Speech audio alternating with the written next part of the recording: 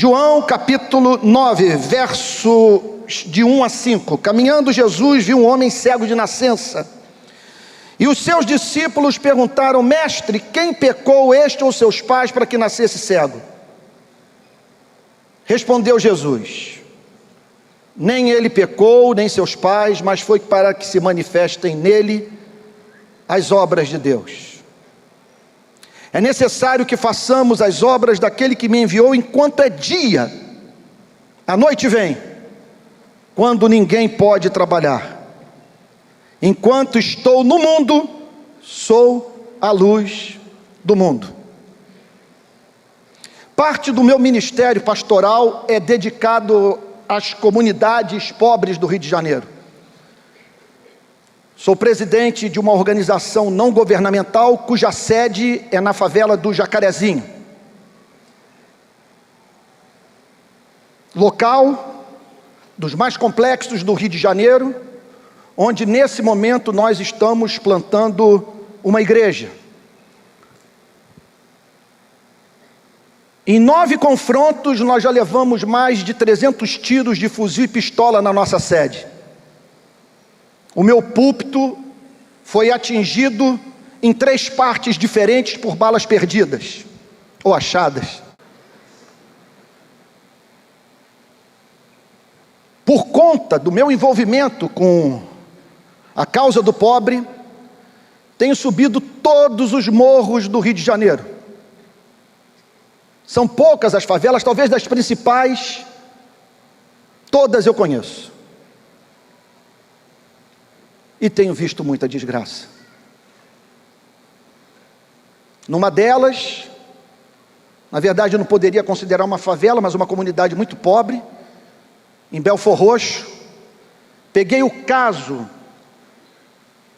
de uma menina que num assalto foi atingida no peito por um tiro de pistola.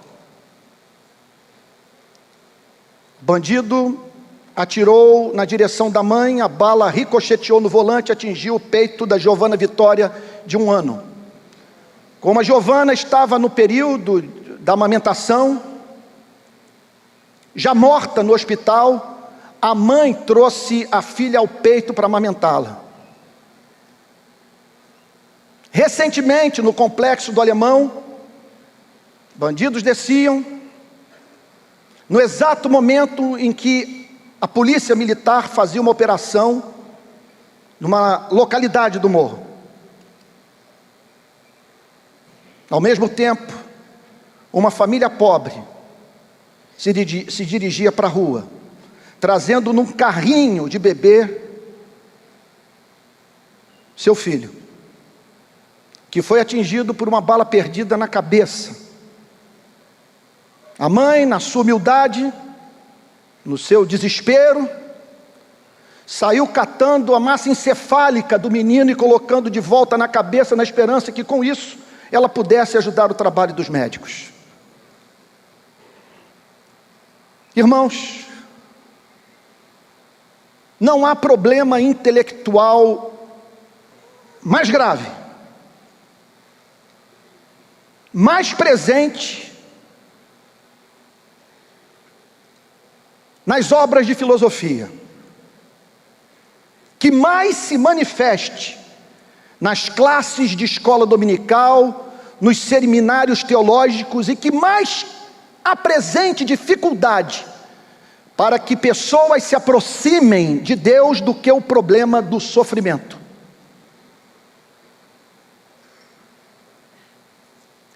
Se Deus é bom e todo-poderoso, como explicar os casos sobre os quais eu acabei de falar? Como explicar os dramas da sua própria vida? Como explicar 2 milhões de mortos na guerra do Vietnã? Quase 60 mil soldados americanos também com a sua vida interrompida numa guerra sem o mínimo sentido. O que falar da fome em Ruanda, em Biafra? O que falar dos bolsões de miséria da África? O que falar dos campos de concentração? Agora acontece que esse problema, o problema do sofrimento, veja só, é um problema nosso. Não é um problema do ateu. Não é um problema do agnóstico. O ateu, aquele que nega a existência de Deus, o agnóstico, que nega a possibilidade dos seres humanos saberem se Deus existe ou não.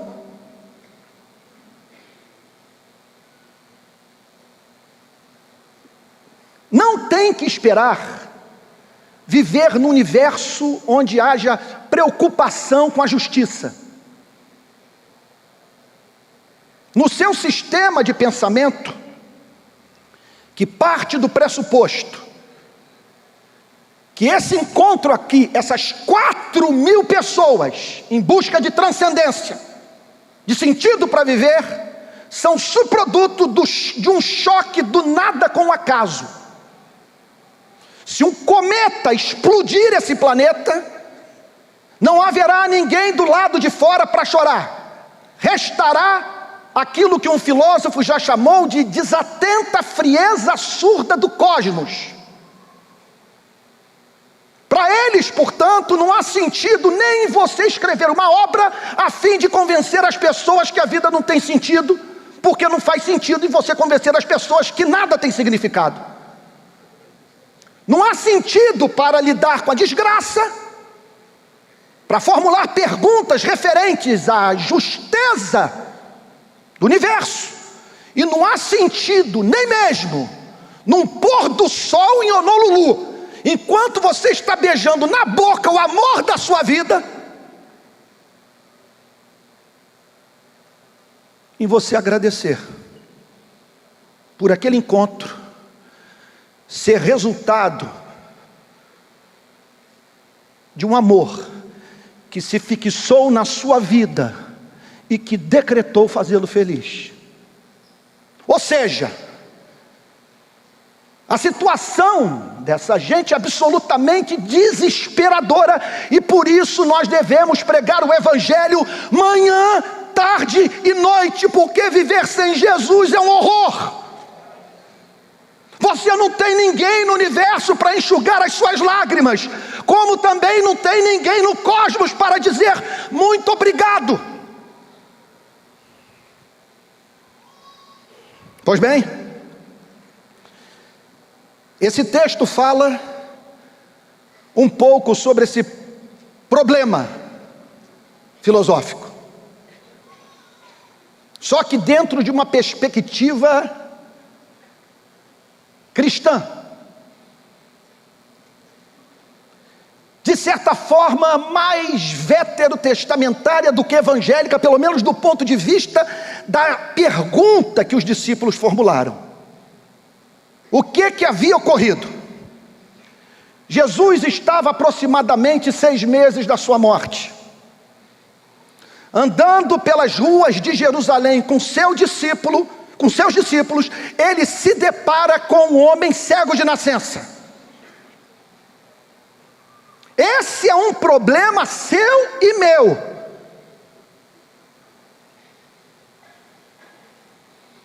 Que demanda oração, que demanda estudo das Sagradas Escrituras, conhecimento da doutrina. E que problema é esse? É nas ruas de Jerusalém você se deparar com o Criador diante de uma criatura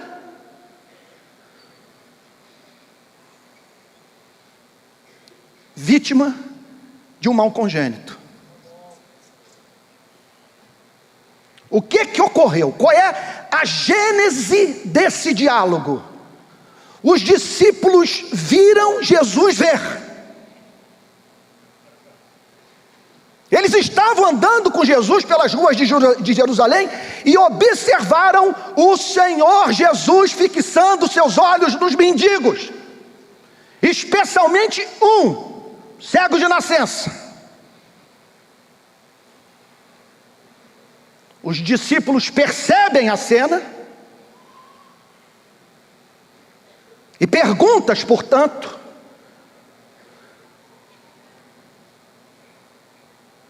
poderiam ser formuladas. Um teísta, por exemplo, que crê na existência de Deus sem a luz do Evangelho, poderia fazer a seguinte pergunta: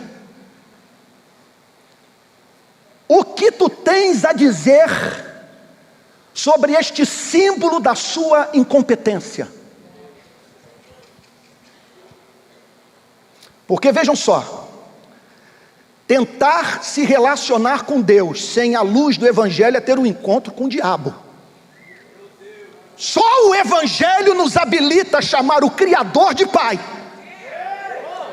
De maneira que nós cristãos não acreditamos em Deus, nós acreditamos no Pai, que é Deus Todo-Poderoso, Criador dos céus e da terra.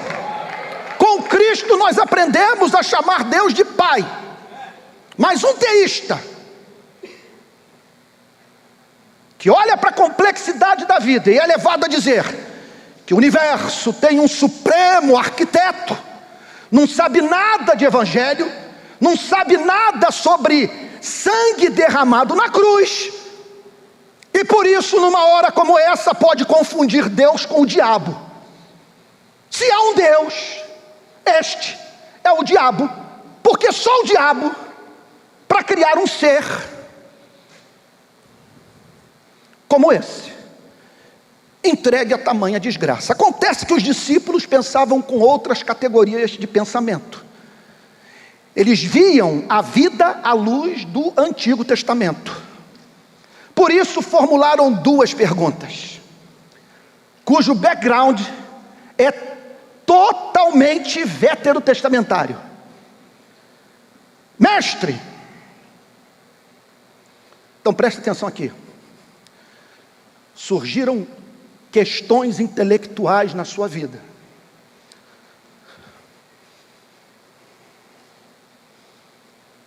Dúvidas passaram a surgir para roubar a sua felicidade. E abro um parênteses aqui para dizer que há uma diferença entre dúvida e incredulidade. A incredulidade é sempre abominável, porque envolve o desejo de não crer, enquanto que a dúvida é uma doença da fé, um ataque à fé, um dardo inflamado do inimigo.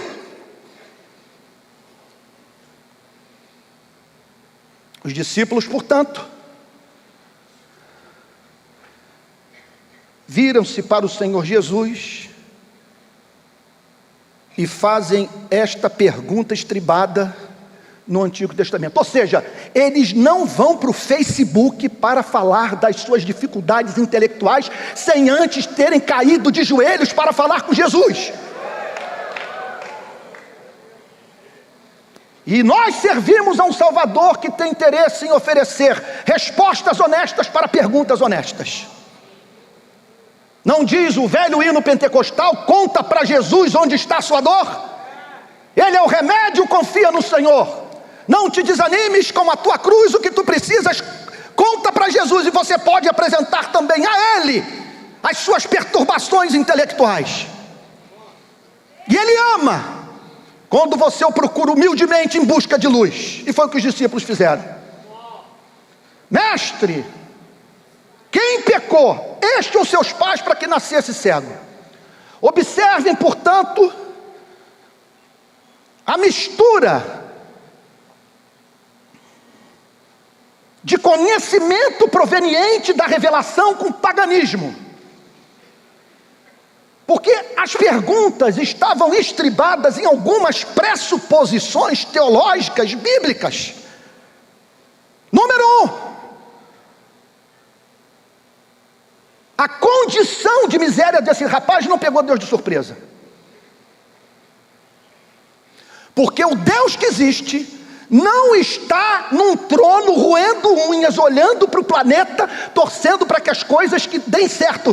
Porque o Deus cristão é um rei que reina.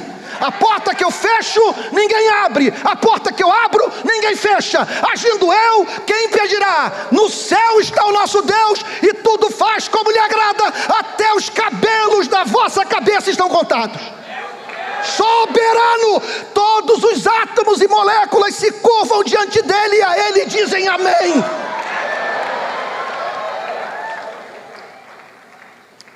Em conexão a isso, os discípulos sabiam que esse universo é regido pela santidade de Deus.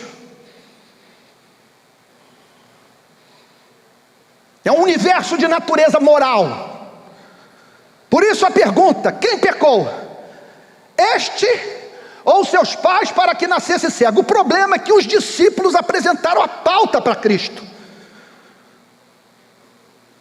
Os discípulos entendiam que apenas aquelas respostas se aplicavam ao problema que estava enfrentando naquela tarde. Quem pecou? Este ou seus pais? O que nós estamos vendo aqui, Jesus, é Deus punindo os pecados dos pais na vida do bebê? Ou o bebê sendo punido por pecados praticados dentro do ventre materno? Tinha gente que ensinava isso em Israel naqueles dias. Por isso eu lhes digo: tomem cuidado com as instituições religiosas. Pastor pode falar asneira. Não lide com uma pessoa como eu de maneira acrítica.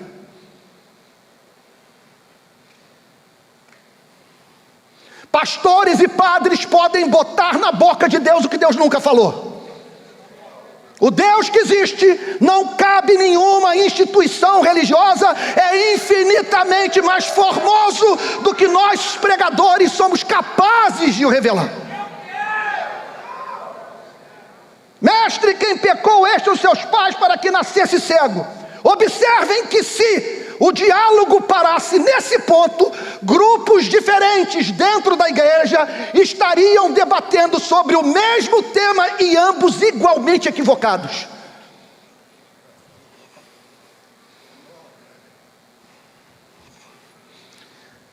Mas como Jesus é a luz do mundo, e Ele ama a sua igreja, como a Bíblia declara: invoca-me e te responderei, anunciar-te-ei coisas grandes e ocultas que não sabes. Como filosofia se faz de joelhos, e esse Deus está sempre pronto, repito, a oferecer respostas honestas para perguntas honestas. Nós nos deparamos com a resposta de Cristo, e aqui, o mistério, essa agora, a partir de agora, se tem pentecostal aqui, é o momento de você falar manto de mistério, que agora nós entramos no mistério do Evangelho. Oh glória! Nem ele pecou, nem seus pais. Aqui Jesus começa a fazer o striptease de Deus, revelando as entranhas do Criador. Aqui não há um justiceiro destruindo vidas humanas, o sádico nosso que está nos céus.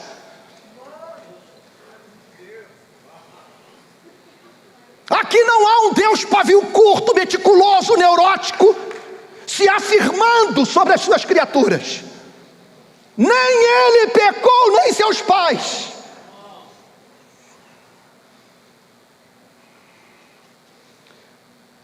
Aí, a bomba atômica começa com essa conjunção adversativa. Nunca pule uma conjunção adversativa na Bíblia. Mas foi para que se manifestem nele as obras de Deus. Varões de fogo podem dizer o mistério. O mistério. Por que é mistério? Porque é uma verdade supra-racional. Você só pode conhecê-la mediante revelação. Você não vai ver isso em Manuel Kant, você vai ver isso de joelhos diante do Evangelho. Nem ele pecou nem seus pais, mas foi para que se manifestem nele as obras de... Eu nem sei por onde começar o exame desse versículo, de tanta glória. Nem ele pecou nem seus pais, mas foi para que se manifestem nele as obras de Deus.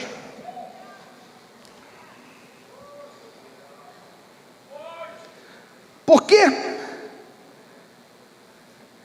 através desse sofrimento, esse mendigo e sua família obterão bênção de valor incalculável que não obteriam de outra forma. E agora eu profetizo, entendo o que eu vou lhe dizer. Palavra com endereço para pessoas que estão aqui. A Bíblia está cheia de casos do que se estragou na mão de Deus, mas que depois de reconstruído pelo próprio Deus, se transformou em algo que não se tornaria se não tivesse sido destruído nas mãos do próprio Deus. Olhem para a queda, olhem para a queda, para a serpente levando os nossos pais à desobediência. Mas se não fosse a queda, nós jamais saberíamos que Deus é capaz de amar os que não são dignos do seu amor. Se não fosse a queda, não haveria a cruz. Isso nos permite a reprocessar o nosso passado. E onde nós vemos abandono, abuso da autoridade dos pais, onde vemos falta de acesso à educação de qualidade, onde vemos sofrimentos que aparentemente não tiveram nenhum propósito em nossas vidas, essa passagem nos chama, veja só, a divisar a graça de Deus no sofrimento humano. Como diz o grande Eugene Peterson, a missão do pastor não é resolver os problemas das pessoas, mas ajudá-las a verem a graça de Deus nos seus problemas. Foi o que Jesus fez. Nem ele pecou, nem seus pais, mas foi para que se manifestem nele, para que haja um apocalipse, uma revelação das obras de Deus. Onde vocês estão vendo maldição, essa é a mensagem de Cristo. Onde vocês estão vendo maldição, eu estou vendo oportunidade missionária para a vida da igreja. Aí teve uma atriz famosa brasileira que disse que estava saindo do Brasil porque o Brasil não é um país que oferece dignidade para o povo brasileiro. O Brasil pode não oferecer dignidade para o povo brasileiro, mas o Brasil oferece oportunidade. Eu não vou para a Europa porque na Europa não tem a favela da Rocinha, não tem o Jacarezinho, não tem a cidade de Deus, porque na Europa não tem o sertão do Nordeste, não tem os bairros de periferia de São Paulo, não tem as comunidades de ribeirinhas do Amazonas. Não tem um país a ser reconstruído pela graça divina e que sirva de monumento para os povos. Eu não saio daqui nem amarrado, porque nem só de pão viverá o homem, mas de toda palavra que procede da boca de Deus.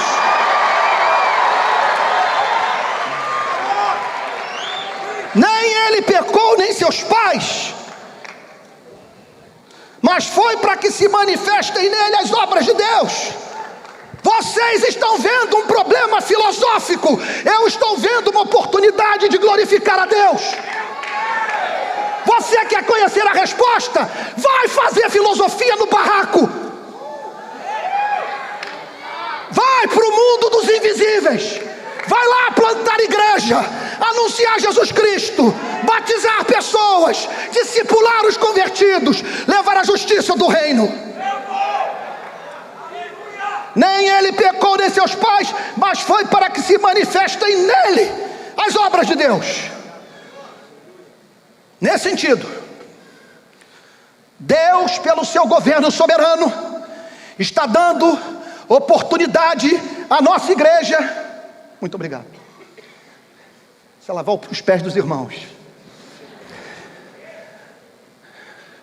De nós fazermos obra tão espantosa nesse país, que corra ao mundo a notícia que a nossa nação foi reconstruída mediante o trabalho árduo, apaixonado, inteligente do rebanho, da igreja, do exército de nosso Senhor e Salvador Jesus Cristo.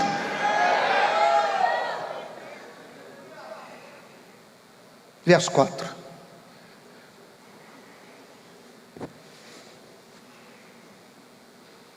É necessário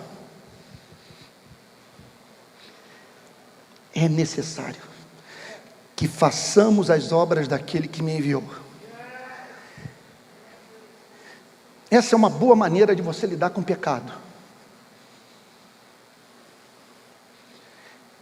ou qualquer outra área da sua vida. Você procurar ver o problema à luz das grandes verdades da vida. Deixa eu dar um exemplo. Estava em Anápolis conversando, na verdade abrindo meu coração com um pastor pentecostal da Assembleia, presbiteriano. Se confessar com assembleano é você se preparar para ouvir o mistério pentecostal, aquele relâmpago em plena luz do dia. E eu falando das minhas fraquezas, das minhas lutas, e o vaso virou-se para mim e disse a seguinte coisa: você sabe, né, Antônio, que você e eu temos mais passado que futuro. O tempo que nos resta de vida é menor do que o tempo que nós já vivemos. Em outras palavras, o que são essas tentações à luz do fato de que a vida é dura, curta, incerta, e daqui a pouco você vai ter que cruzar o Jordão. É necessário estar nesse espírito, é necessário, é teologicamente necessário, é metafisicamente necessário, é necessário à luz do uso da razão, é necessário à luz da revelação do Evangelho, é necessário porque é racional, é necessário porque faz sentido, e por isso deve mobilizar todo o meu ser, a ponto de eu me juntar ao apóstolo Paulo e dizer: porque não considero a vida preciosa para mim mesmo, contanto que eu complete a minha carreira e o ministério que recebi do Senhor Jesus, de pregar o evangelho da graça de Deus. É necessário. Não entre na obra missionária, não se aventure a fazer nada do reino dos céus, se você não puder dizer: é necessário. Para estar aqui você tem que ter fogo nos ossos. É uma coisa que queima, você não consegue ficar calado. Você diz: é necessário que façamos as obras. Meu Deus. Primeiro, o verbo na primeira pessoa do plural. Façamos. Vocês e eu. É Jesus nos chamando para rompermos com um projeto de vida que consiste em comer para trabalhar, trabalhar para comer. Ele dizendo o seguinte: eu estou chamando você para juntamente comigo fazer parte da obra de expansão do meu reino. É necessário que façamos as obras. Está no plural, porque envolve, preste atenção, envolve o cumprimento da grande comissão e do grande mandamento. Ide por todo mundo, fazei discípulos de todas as nações. Em conexão a isso, amarás o teu próximo como a ti mesmo. E na vida daquele mendigo cego, nós temos a encarnação de todas as misérias humanas. Em primeiro lugar, um homem cuja condição social devia-se a uma deficiência física. Ele estava mendigando não por ser um vagabundo, mas porque havia nascido cego dentro de uma família pobre. Modelo político, teoria econômica que não estimulem a solidariedade são do diabo, porque há milhões de pessoas nesse planeta carentes da solidariedade humana. Não se levantarão, não se tornarão autores da sua própria vida se não forem objetos da compaixão humana. Mas não apenas isso. Não estava ali apenas alguém que dependia da misericórdia incerta da igreja e da sociedade, por causa de um mal congênito. Estava ali também um homem que não tinha a luz do Evangelho.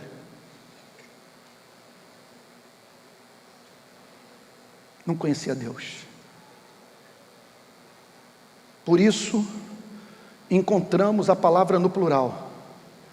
É necessário que façamos as obras.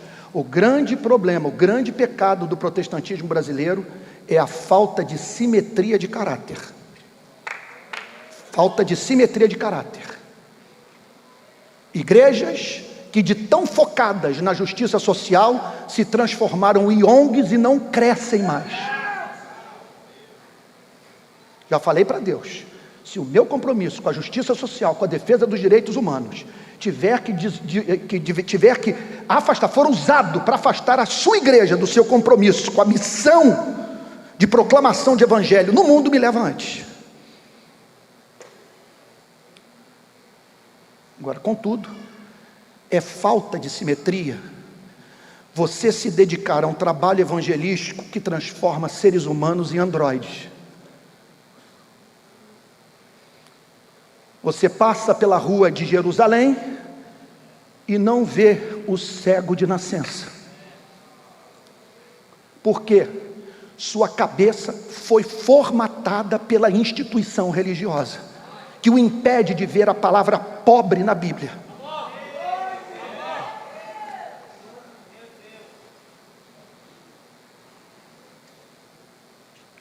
Pensem no tema do aborto. Como vemos os evangélicos chamando pessoas de abortistas?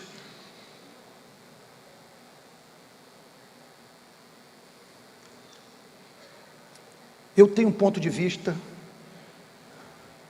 sobre o embrião humano, sobre o feto, estribado no Salmo 139. Tu me vistes a substância ainda informe no ventre da minha mãe.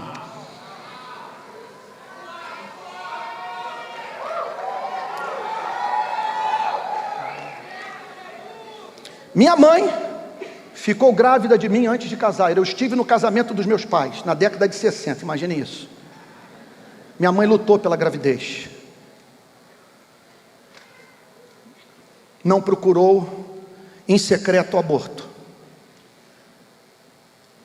Eu vim descobrir isso com 15 anos, conversando com meu tio João. Quando eu me converti, recebi a consolação das consolações, ao poder dizer para mim mesmo, em 62, eu não estava nos planos dos meus pais, mas estava nos planos de Deus, porque a Bíblia diz que antes da fundação do mundo, Ele já havia fixado os seus afetos em mim, o que levou o apóstolo Paulo a dizer, quando porém, aquele que me separou antes de eu nascer, aprouve revelar seu Filho em mim. Em outras palavras, olha o mistério pentecostal. O caso de amor de Deus contigo é antigo. Agora, o que me inquieta com a ênfase da igreja no aborto é a falta de simetria. A criança nasce, vira um menino negro, morador de favela, que tem a sua cabeça explodida por uma bala perdida num confronto entre policiais e traficantes. A igreja fica calada. Isso é falta de simetria, falta do verdadeiro caráter cristão.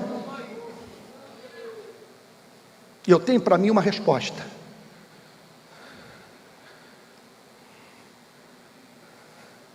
Uma coisa é você nas redes sociais falar sobre aborto, e é justo que você defenda a santidade do feto.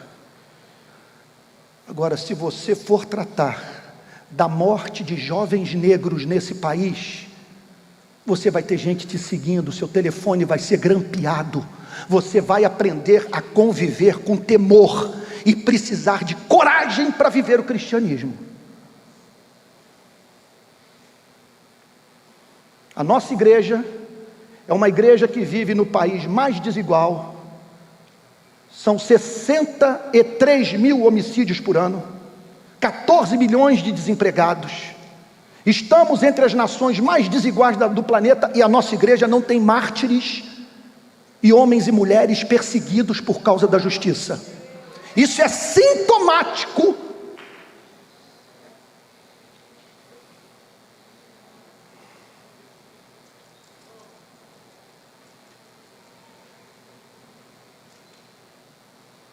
da presença de tantos pigmeus espirituais entre nós,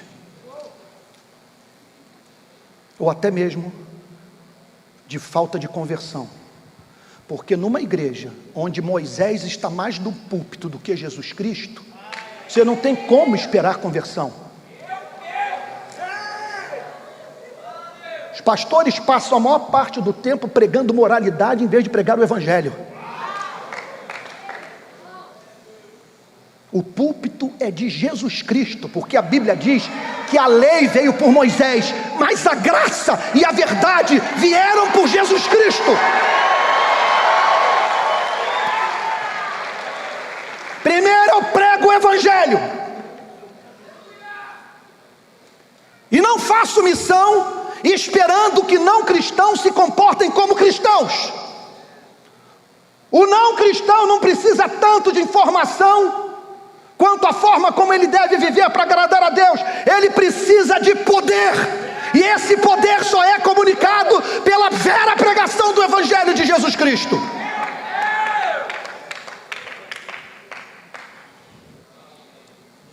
É necessário que façamos as obras daquele.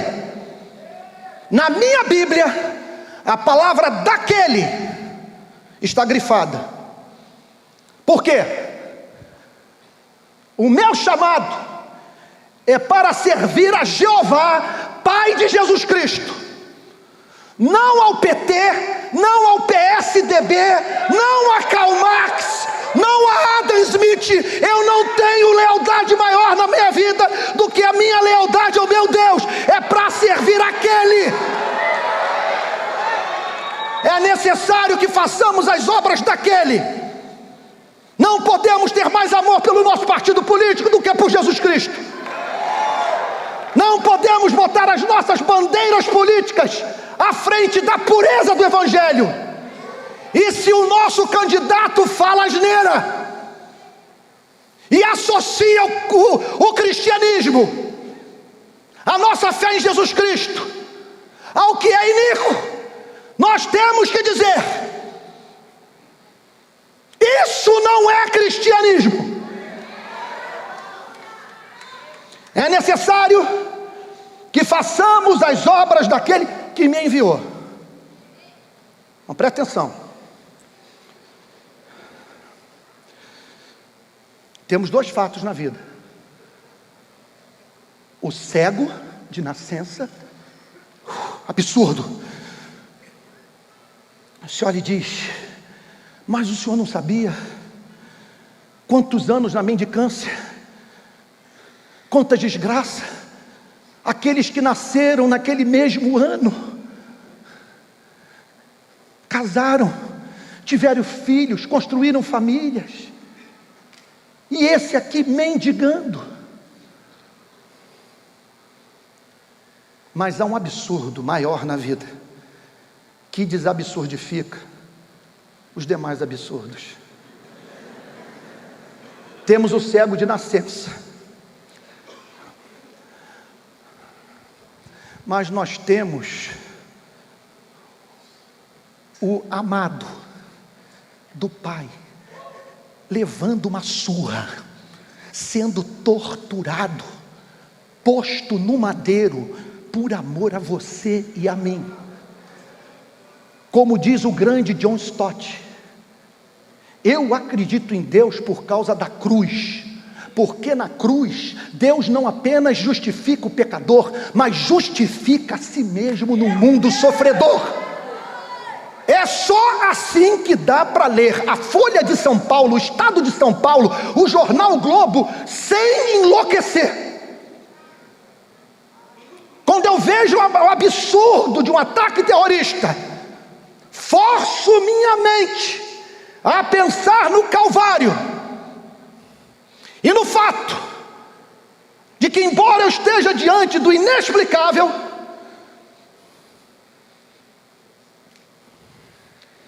a morte de pessoas que eu considero inocentes, quando olho para a cruz, me vejo diante de um absurdo maior.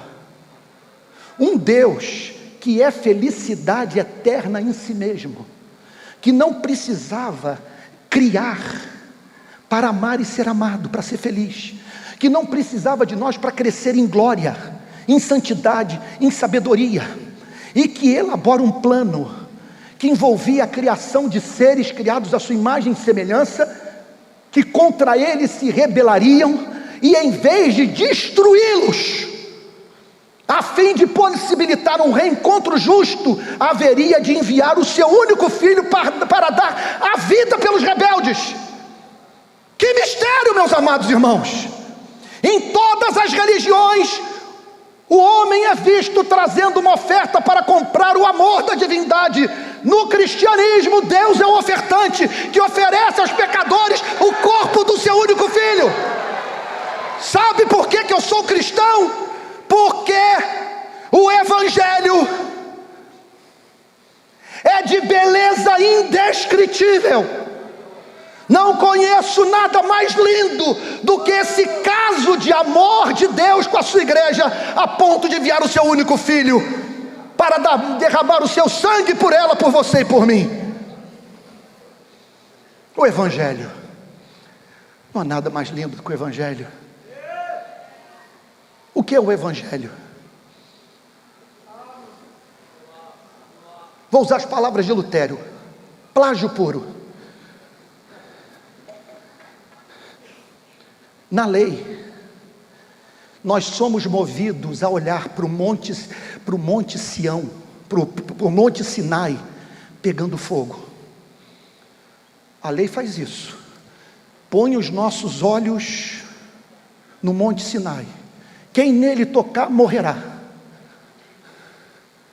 O Evangelho tira os seus olhos do monte Sinai e os coloca no bebê mamando no seio de Maria.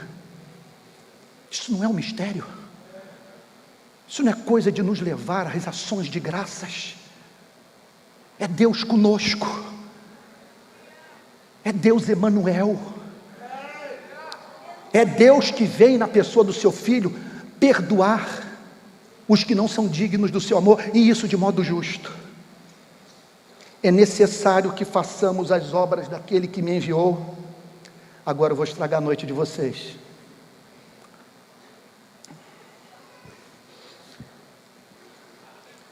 Bom, alguém já disse que a verdadeira pregação acalma os que estão perturbados e perturba os que estão calmos. Então agora vai ter perturbação. É necessário que façamos as obras de Deus enquanto é dia. Enquanto você está aqui, vestido, alimentado, coração bate, os pulmões se enchem de ar, Deus derrama dons e talentos sobre sua vida, e pela sua graça, o faz, sem que você pressentisse algo, dobrar uma rua, e se deparar com um cego, a fim de diante dele, prestar um culto, infinitamente mais belo do que o culto que nós acabamos de prestar, porque a Bíblia diz, que Ele quer misericórdia e não sacrifício, que o verdadeiro culto, envolve não apenas você se curvar no santuário diante dele para adorá-lo, mas se curvar diante do que sofre, que é da sua espécie, para servi-lo, identificando Cristo na sua agonia. É necessário que façamos as obras de Deus enquanto é dia. Não há texto da Bíblia que mais empreste significado à nossa existência do que esse. Por que Deus o mantém vivo e não o convoca para a glória? Por que você não morreu semana passada? Por que você não infartou ontem? Porque hoje você não é apenas uma lembrança na sua casa, com seus pais agarrados ao seu porta-retrato, porque Ele o chama para juntamente com Ele cuidar destes que a sua graça põe no seu e no meu caminho, porque Ele quer beijar através de você, Ele quer abraçar através dos seus braços. Tem obras a serem escritas por você, e há uma revelação a ser feita dele através da sua vida, que é absolutamente singular, porque não há outro igual a você. Então é necessário que façamos as obras de Deus enquanto é dia, porque a noite vem, quando ninguém pode trabalhar. Quando chegará o momento que nós não teremos mais o privilégio de pregar o Evangelho, batizar pessoas, discipulá-las, vestir o nu, alimentar o faminto, lutar pela justiça, defender o direito do próximo, lutar por um mundo que não seja tão ruim quanto pode ser. Quando cessará a oportunidade? Quando você for parar num CTI, precisar de fralda geriátrica, nessa vida dura, curta, incerta que nós vivemos.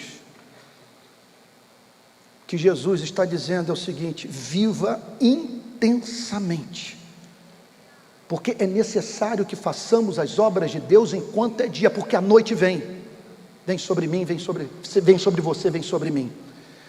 Há um sermão de Jonathan Edwards, leiam esse homem, Jonathan Edwards, pregador americano, nascido em 1703, morto em 1758.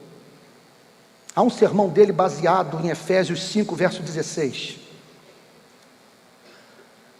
Remindo o tempo, porque os dias são maus. O sermão tem 4 divisões. Na quarta, você está de joelhos clamando, porque a pregação do Jonathan Edwards tinha uma dupla característica: primeiro, bíblica do início ao fim; segundo, profundamente racional. Um ponto levando a outro, e tudo desencadeando em aplicações práticas, que faziam com que o ouvinte não tivesse para onde correr. Remindo o tempo, porque os dias são maus. Vamos às divisões do sermão. Número 1, primeiro ponto: o tempo é um bem precioso. porque a sua felicidade nesse planeta e na vida vindoura depende do uso do tempo. Número 1. Número 2, o tempo é um bem escasso. Nós o temos em pouca quantidade. Vou dar o papo reto. Você e eu duramos pouco. Segunda divisão. O tempo é um bem precioso, o tempo é um bem escasso. Na terceira, você está de joelhos clamando pela misericórdia de Deus, porque ele diz a seguinte coisa: o tempo é um bem precioso, o tempo é um bem escasso, e ninguém sabe o quão escasso ele é em sua vida. Pode ser que o Douglas e seu pai façam a sua cerimônia fúnebre, e que chegue a São Paulo a notícia que eu fui assassinado no Rio de Janeiro. Vocês estão entendendo o discurso de Cristo? É necessário que façamos as obras daquele que me enviou enquanto é dia. Você não tem tempo a perder, porque a noite vem quando ninguém pode trabalhar. E aí o último ponto de Jonathan Edwards: o tempo é um bem que Deus lhe oferece diariamente. Se você o apanhar, ele é seu. Se você não receber, você o perde para sempre. Vocês estão entendendo?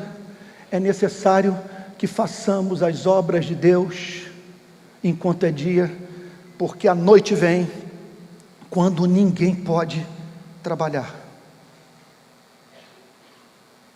Deus sustenta o seu batimento cardíaco, porque Ele decretou, através da sua vida, revelar a sua beleza à humanidade. Então, notem bem, preste atenção, em nome de Jesus. É muito sério o que eu vou lhe dizer agora.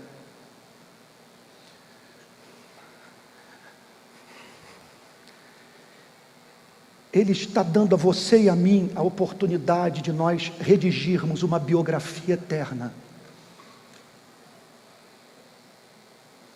Você pode, se Deus permitir que você envelheça e morra, na sua velhice olhar para trás e se lembrar dos motéis que frequentou, dos restaurantes onde jantou, dos países que conheceu. O que Jesus está fazendo nessa passagem é chamando você e a mim para, no dia da nossa partida, nós podermos dizer: combati o bom combate, completei a carreira e guardei a fé. Já agora a coroa da justiça me está guardada, a qual o Senhor, reto juiz, dará não somente a mim, mas a todos quantos amam a sua vinda. Ele quer que você passe pela vida deixando rastro de salvação.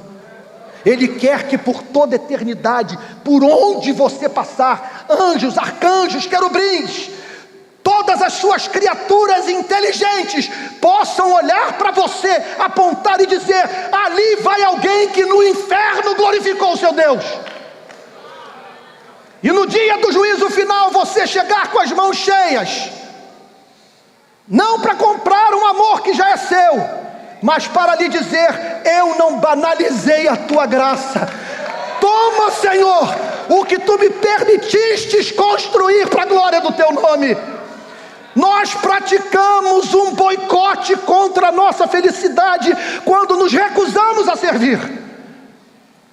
É necessário, é teologicamente necessário. Isaías, Jeremias, Moisés, Davi, Paulo, Pedro, Tiago, todos se levantam, uma nuvem de testemunhas para dizer: é necessário.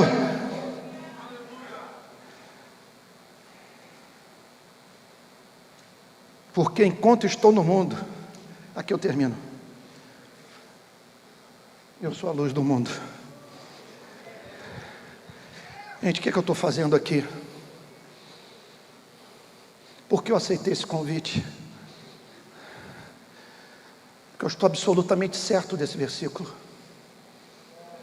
Jesus é a luz do mundo. Se você quiser conhecer sobre psicanálise, estude Freud. Leia a interpretação dos sonhos. Leia o livro, o tratado sobre a psicopatologia da vida cotidiana. Se você quer conhecer economia, leia A Riqueza das Nações, de Adam Smith. Se você quer conhecer história do século XX, leia Eric Robensbaum. Mas se você quiser saber quem é Deus, leia Jesus Cristo e o seu Evangelho. Se você quer saber quem é, de onde veio, para onde vai, estude o Evangelho, porque nada da mensagem de Cristo é trivial. Tudo que Ele trata é absolutamente essencial para a nossa felicidade. Enquanto eu estou no mundo, 6 meses aproximadamente para viver. Enquanto eu estou no mundo, eu sou a luz do mundo. Enquanto eu estou no mundo, pessoas se sentem amadas através de mim. Enquanto eu estou no mundo, pessoas conhecem um Pai de amor, que perdoa pecados mediante arrependimento e fé. Enquanto eu estou no mundo, pessoas conseguem separar Deus de Satanás. Enquanto eu estou no mundo, as pessoas vivem melhor, e Ele nos chama para fazermos o mesmo. Enquanto eu estou no mundo, a sua glória é refletida na minha vida. É interessante Ele me manter vivo, porque eu coloquei minha vida no seu altar. Rogo-vos, pois, irmãos, pelas misericórdias de Deus, que apresenteis os vossos corpos como sacrifício vivo, santo e agradável a Deus, que é o vosso culto racional. E não vos conformeis com este século. Enquanto eu estou no mundo, eu sou a luz do mundo. E eu diria para ele a seguinte coisa, na presença de Deus: Pai, enquanto eu estou no mundo, minha sexualidade é tua, minha vida intelectual a ti pertence. Eu não sou dono de mim mesmo, eu fui comprado por ti. Enquanto eu estou no mundo, eu quero lhe dizer que é interessante o Senhor me manter vivo, porque eu estou oferecendo minha vida a ti, para o Senhor abaixar, para o Senhor beijar, para o Senhor curar, para o Senhor revelar a sua glória, através da minha própria existência, pela tua graça, no poder do Espírito Santo. Ele quer que você tenha essa consciência,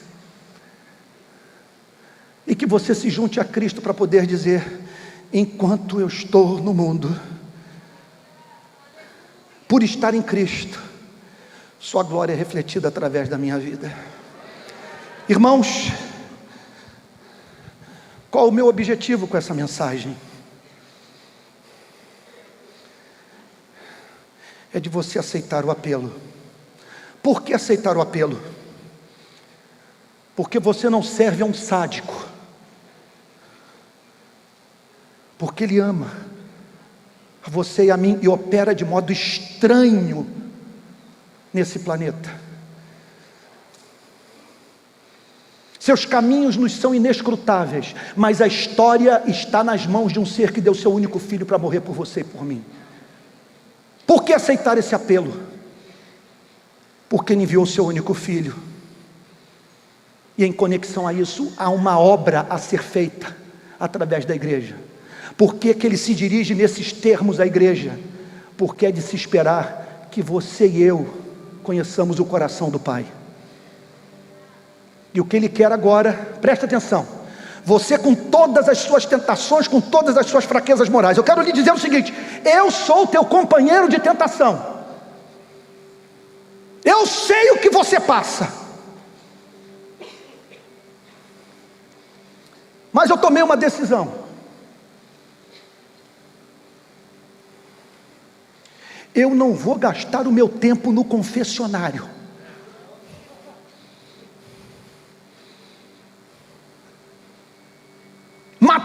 minha psique, vivendo de culpa e remorso, eu vou me apropriar dessa graça e vou lhe dizer: eis-me aqui. E como diz o velho hino pentecostal, que o profeta se sente inadequado, se sente pecador, mas o fogo santo o tocando o torna útil para o seu Senhor. Então a minha esperança é que Ele toque com as brasas vivas do seu altar nos meus lábios e me use apesar de mim, pois Jesus está nos chamando. Vamos ficar de pé, amados irmãos.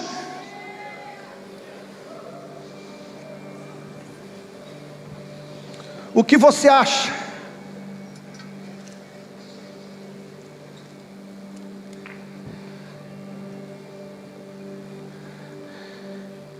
de agora você atender esse chamado?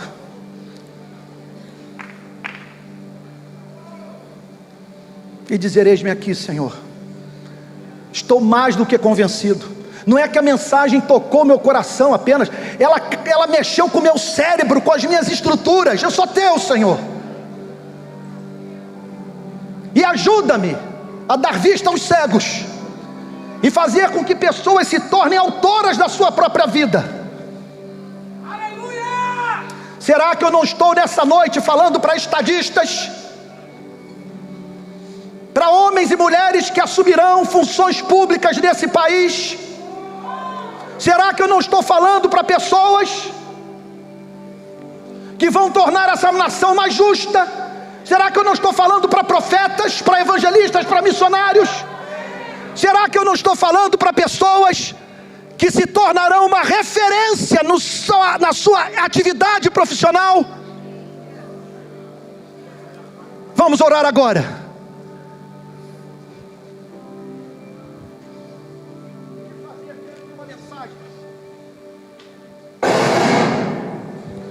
Como essa, colocar a vida no altar e dizer: Senhor, Senhor, quero viver intensamente cada segundo, Senhor, porque há uma obra a ser feita, e aprove a Ti me chamar para trabalhar com Seu único Filho. Vou pedir para que o pastor Josué Gonçalves ore por nós. Eu quero me juntar a vocês. Quantas tentações me assolam, e eu peço a Deus que jamais eu venha para um lugar como esse, de modo que vocês não creiam que eu creio. Peço a Deus, Senhor, que eu não troque jamais o direito da primogenitura por um prato de lentilhas. Não há prazer que se compare ao prazer de te servir sob o sorriso de Cristo. Vamos orar com o pastor Josué Gonçalves.